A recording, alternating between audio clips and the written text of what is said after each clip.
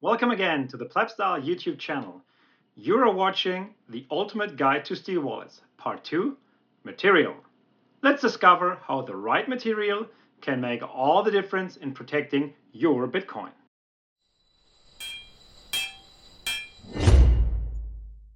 When writing down your seed phrase, many people will tell you that paper is not secure enough and you need to invest in metal. But why? The reason is material properties. Plain paper is very vulnerable to fire, water, and force. For example, it can easily be torn apart, catch fire, get wet, and so on. That's why experts recommend using steel or other metals for securing your Bitcoin seed phrase against natural disasters. However, it's important to remember that not all steel and metals are the same. There are significant differences in their properties. There are over 2,500 standardized steel grades, each with its own unique properties and applications. Specifically, when we look at stainless steel, which is commonly used for steel wallets, there are still more than 100 different grades available. And interestingly, 1/3 of all stainless steel production volume is made up of a single grade, 304, also known as 1.4301.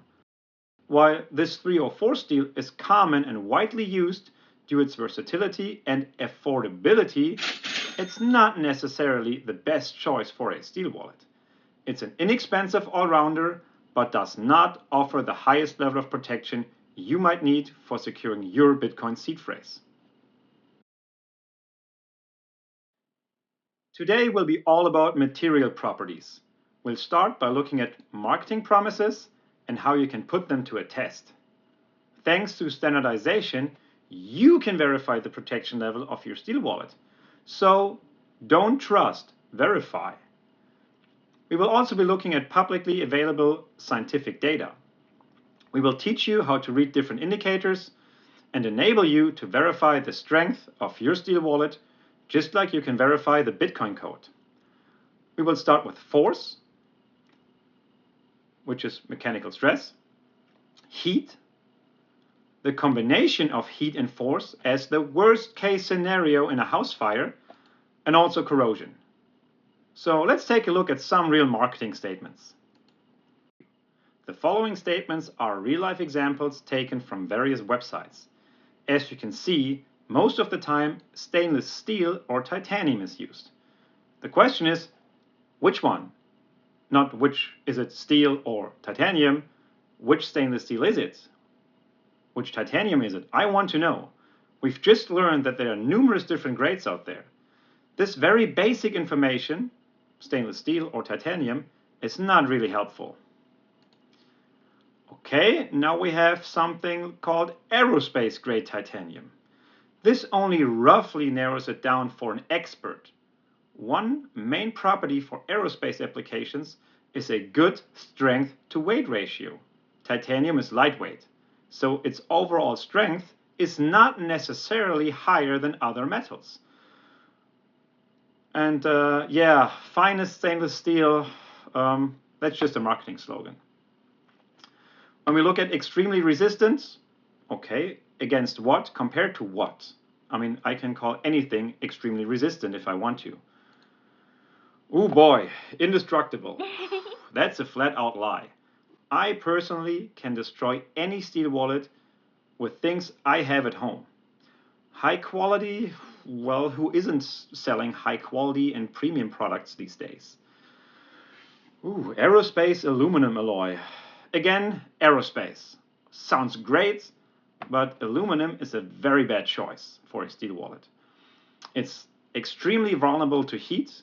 It's lightweight though, but why should a steel wallet be lightweight? Why should we trust any aerospace promise? So let's rather look at real valuable information. The fun part is, valuable and relevant information is publicly and easily available for everybody and scientifically proven, thanks to standardization. But don't worry, we won't be going through all these tables. I want you to understand that picking a steel or metal is like looking through a catalog. You pick and choose the one with the properties you need. It's actually that easy. And again, thanks to standardization.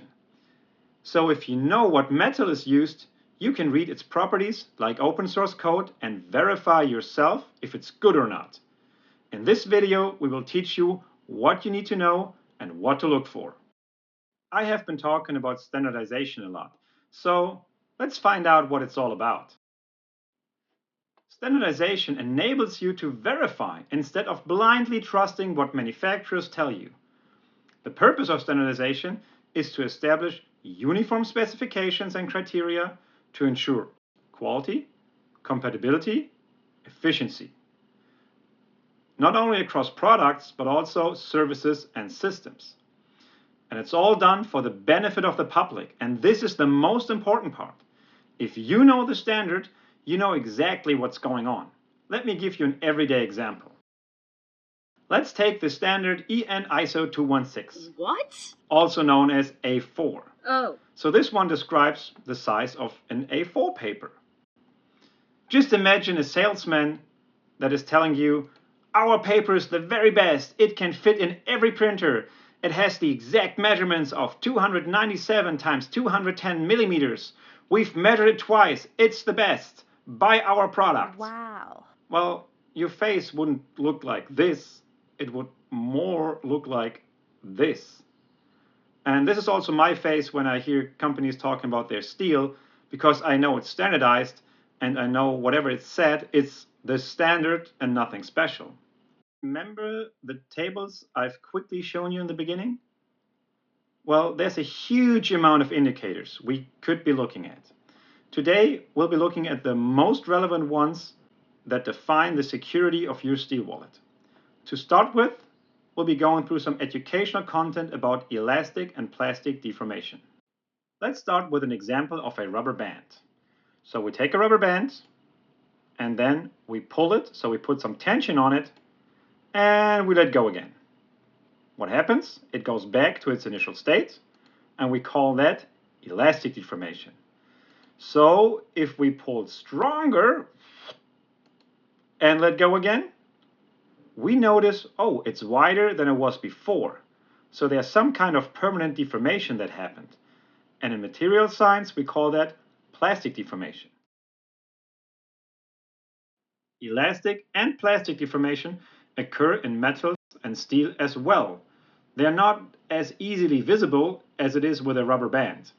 To determine the amount of force required to induce elastic and plastic deformation and eventually break the specimen, like we see here, standardized tensile tests are conducted. These tests measure the tension, the force, that is necessary to permanently deform and ultimately break the material. Here you can see that the material has gotten thinner exactly at the point where it broke.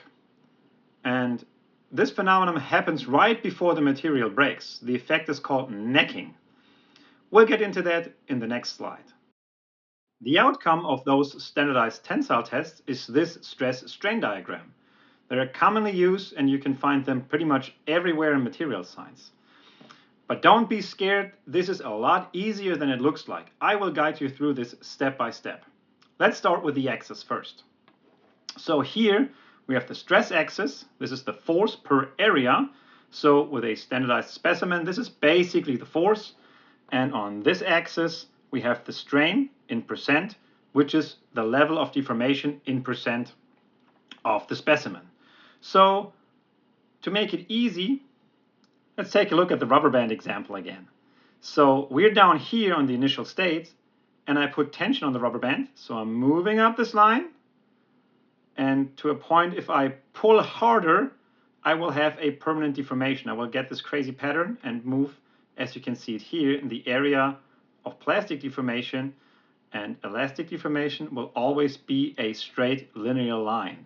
So if I put tension on it and let go again, I'm moving back on this line. So I'm back to my initial state with no stress and no strain at all.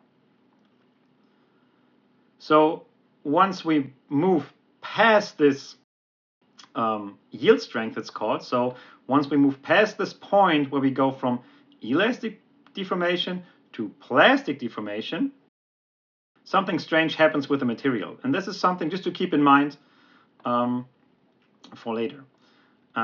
Once we are on this plastic deformation, we are going up a curve to a point where the material breaks or starts to break. This is the RM, the maximum strength. Here we have the yield strength, RP.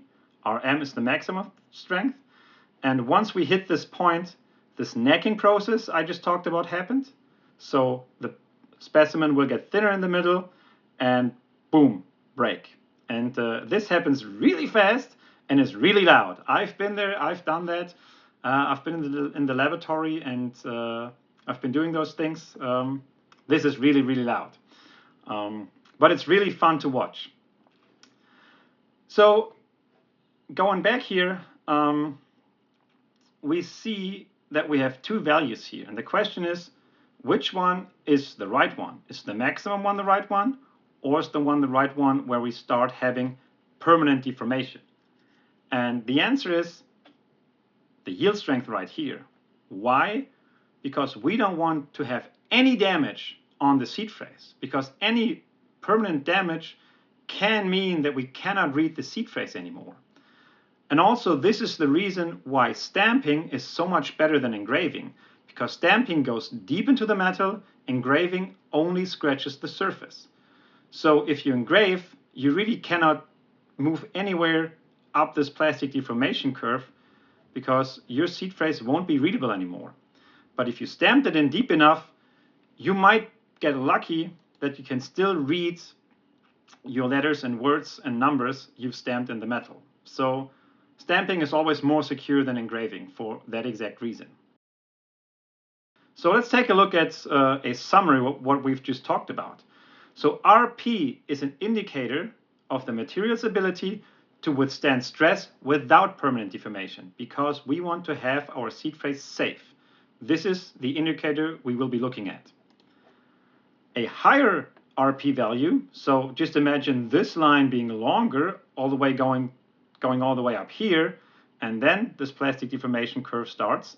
It basically means the higher this RP value, the more resistant to deformation the material is and the greater the strength. So it basically means I can pull this rubber band longer because it has a better RP value. And like I said before, with the stamping and engraving, permanent deformation, once we move into this area here, would destroy the steel wallets and you might not be able to read your seed phrase, which is the whole reason of a metal backup. When we open up the books, like I explained, you pick and choose steel and metal by opening a catalog. We'll find this value RP02. And this is actually a central material characteristic. So what does it tell us? It tells us the point where we have 0.2% permanent deformation. And this is so much easier to determine than RP, because right at this level of RP, you've seen that in the last slide, we have this crazy pattern that is unpredictable where, the lines are just going up and down. So in order to have more precise values, RP02 is taken. So basically, this point is measured. So we put enough stress on the specimen and then we let go. So when we let go, we always move down in parallel to this elastic line. And then we hit this axis saying, okay, this is 0.2% deformation. And that's all the magic. So to sum it up, RP is a standard value in material science. And it's available for really pretty much every material. When determining the RP02, like I said, the stress is measured at a specific point, right here on the stress strain curve, precisely at a plastic deformation of 0.2. And the simple reason why it's so common, it's ultimately easier to determine than RP. So RP02 is a reference value for pretty much any material science that works with force. Let's hold on for a second. I think you just made it through the most difficult part of this video. So good job, I'm proud of you. But was it really that hard? If you want to, you can leave a comment. I would love to hear it. And while you're at it, please like and subscribe if you like the content, want to support me, and never want to miss any of that good stuff here again. But now back to yield strength. So here we have a graph showing the yield strength at room temperature for different metals. We have 2 different types of titanium up here and 3 different types of stainless steel down here. And if you remember what I said in the beginning, I said if somebody tells me they're using titanium or they're using stainless steel, I always ask the question, which one? And just by looking at these different types and the size of the bar here, you immediately understand why I'm asking this question, because there are huge differences. But let's go with stainless steel first.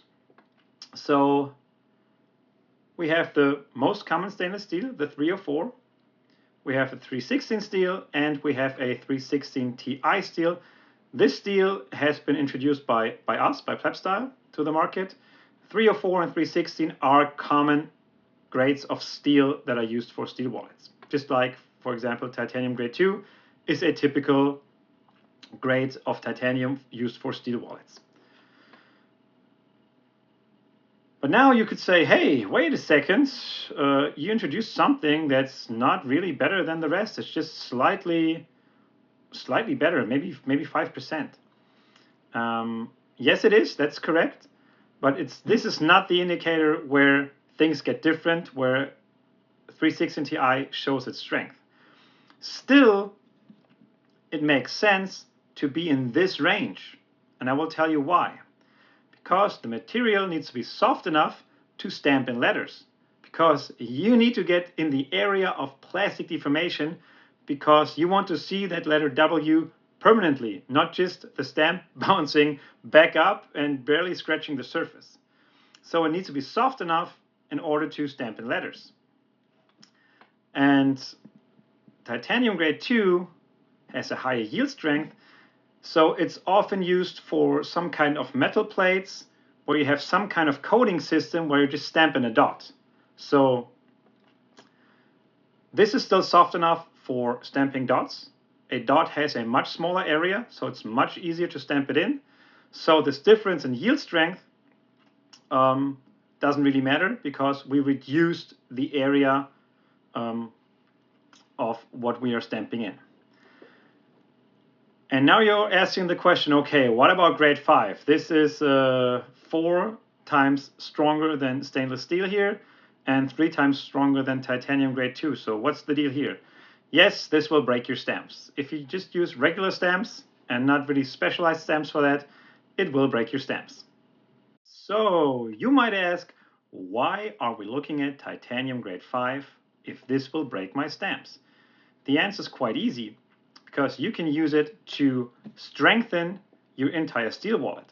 So we use it at Plebstyle for our Titan wallet for the inner housing. So the property of being 4 times as strong as stainless steel, we want to use that to make this steel wallet more secure.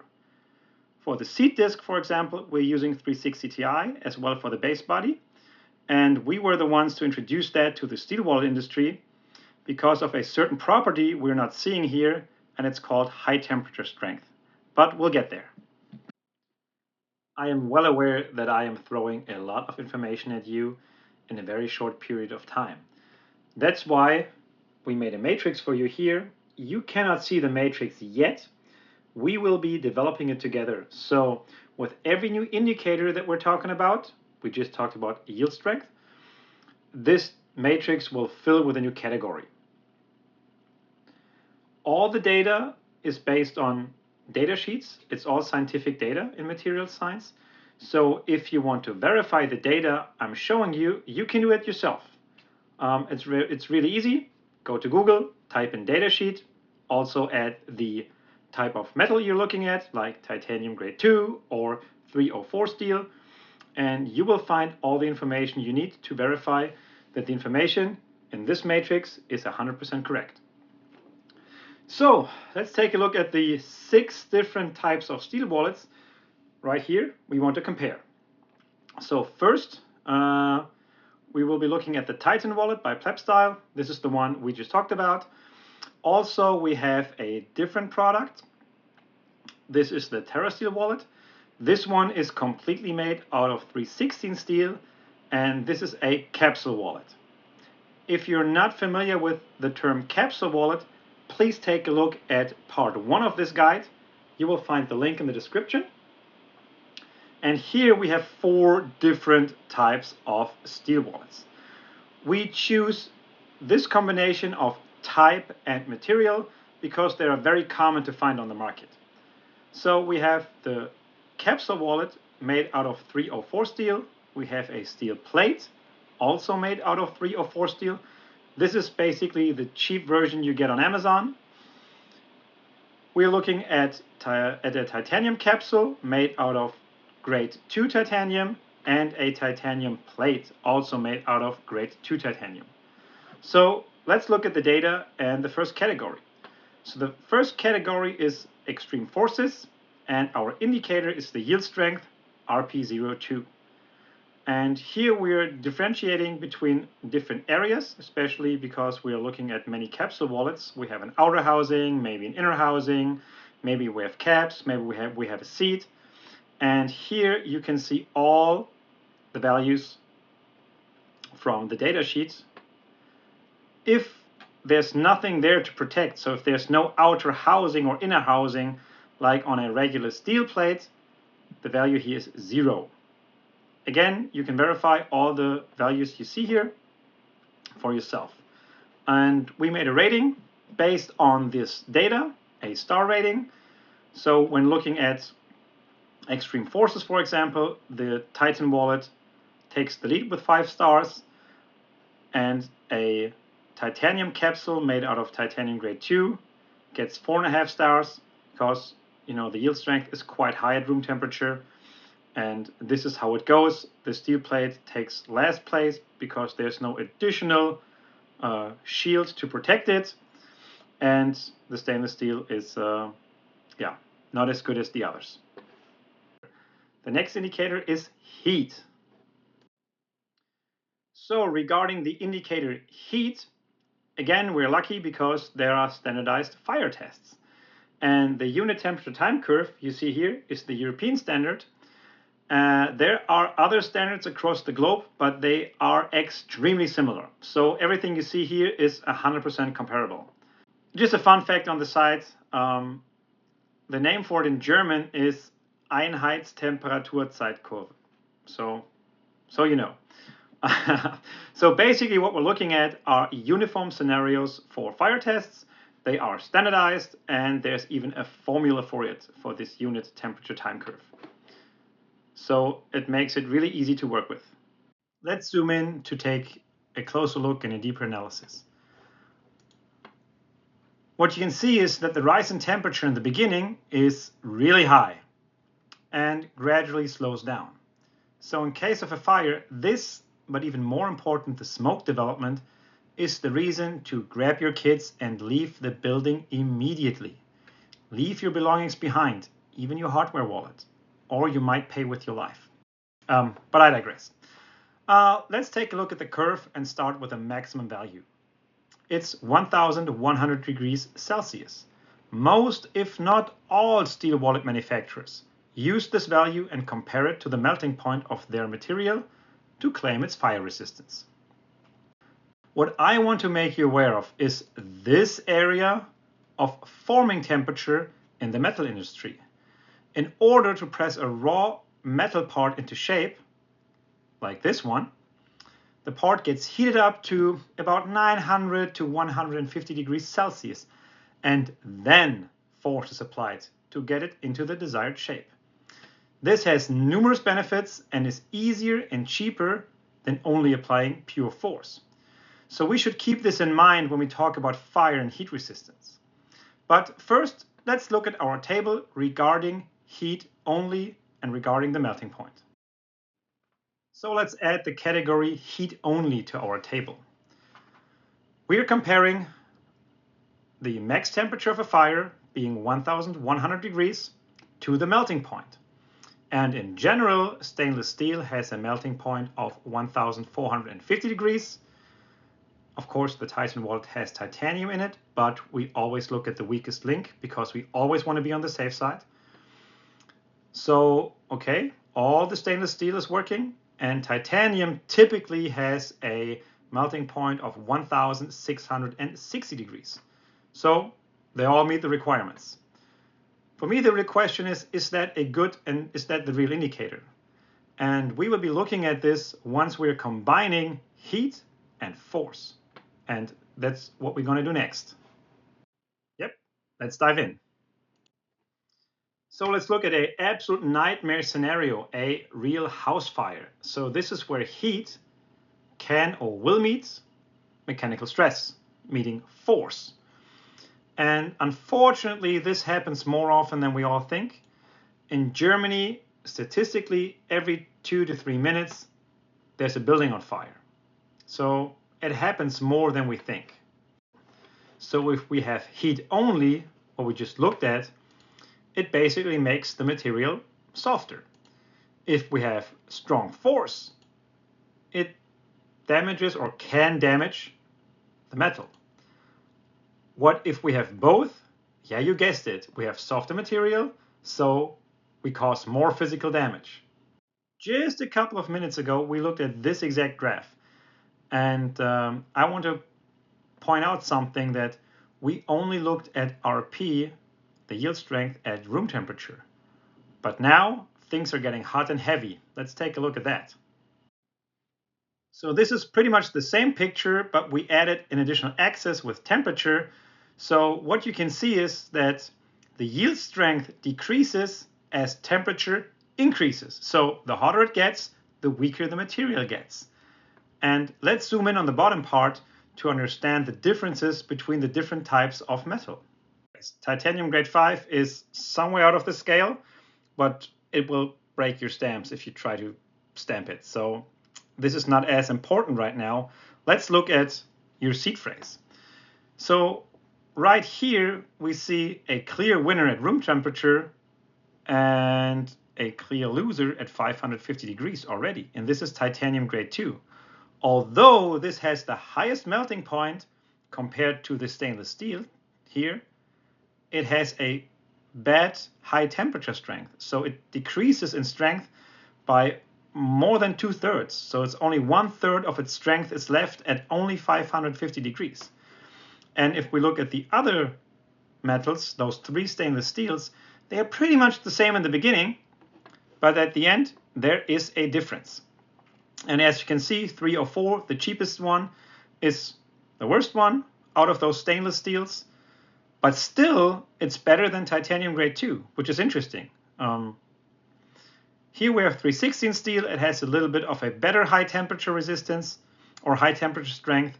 And 316 Ti is basically a very similar steel to 316. They just added some titanium to increase its high temperature strength. And that's the only reason why 316 Ti was invented and still exists. And that's exactly why we at Plebstyle are using it. Coming back to our matrix, we now add the category house fire, and it consists of heat being energy and force being energy. So we basically have twice the threat because we have 2 different kinds of energy that are attacking your steel wallet. The indicator we're looking at is the yield strength at 550 degrees. We have very reliable data about this. You can all double check it and verify all the data in here. What I would like to point out here is, if you look at titanium, titanium has the higher melting point. What you always hear is that titanium is better because it has the higher melting point. But I say titanium is worse because the high temperature strength is not as good. And that's really something to keep in mind and to consider. Don't trust, verify. We are down to the final indicator. Let's take a look at corrosion. Up front, if you buy a commercial steel wallet, corrosion will most likely not be a threat and you're safe. If you have a do-it-yourself wallet, you might struggle with contact corrosion. But let's do one step after the other. If you're looking for an indicator, there is one, and it's called PREN, Pitting Resistant Equivalent Number. This is only valid for steel, not for metal. Titanium is not a steel, it's a metal, so it does not have this PREN number. Even the worst type of steel here is absolutely sufficient. It says good here, the others are very good. I will show you the differences. 304 is absolutely adequate for normal use. It's sensitive to chlorides and acids, and in salty environments it might struggle a bit. That basically means do not drop it in your swimming pool because there's chlorine in it. Do not drop it in salt water. That's basically all. And don't use it in an acid laboratory. If you take 316 steel, doesn't matter if it's 316 or 316 Ti, it's less sensitive. It's even resistant to 1% sulfuric acid. And so you can drop it in the swimming pool. Actually, if you are at a commercial pool and you see the handrails, they are made out of 316 steel. If you really want to go all the way and want to have a pirate treasure and drop it in the sea in salt water, you need to go with titanium. And titanium actually shines here. It has excellent resistance to corrosion and acids. And it's one of the very few metals that's actually really resistant to seawater, meaning salt water. The last category is corrosion. And the indicator we're looking at here is possible permanent exposure. And we're looking at three things. We're looking at water, chlorinated water, like in a swimming pool, and salt water. And with permanent exposure, I mean drop it in there for years, not just some splash water now and then. That's a different story. So what we can see here, everything that contains 316 steel is resistant to water and chlorinated water. If you only have 304 steel, it's good against the water, which again, for most use cases is absolutely fine. And we have titanium. If you want to be a pirate, drop it in the sea. It's good against salt water.